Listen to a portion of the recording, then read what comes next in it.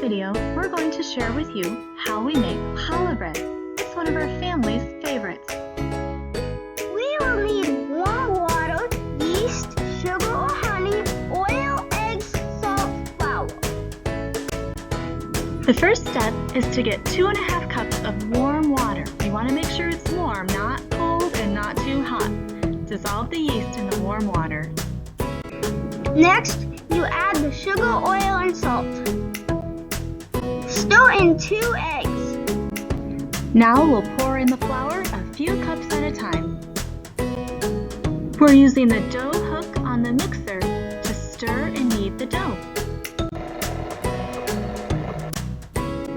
Keep adding flour and the dough will be a little sticky. Form the dough into a ball and put it into an oiled bowl. Now we cover the bowl. I like to use parchment paper so that when the dough rises, it doesn't stick to my towel. And then I put a towel on top of that. Let the dough rise for about an hour to an hour and a half. The dough should double in size. Now you get to punch it down. That's my favorite part.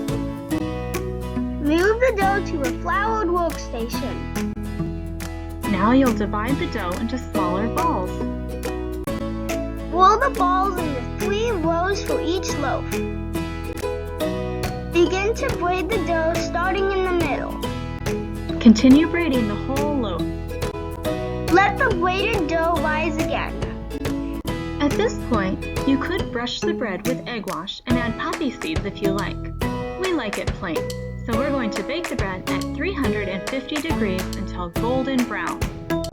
Now comes the hardest part, waiting for it to cool. It smells so good!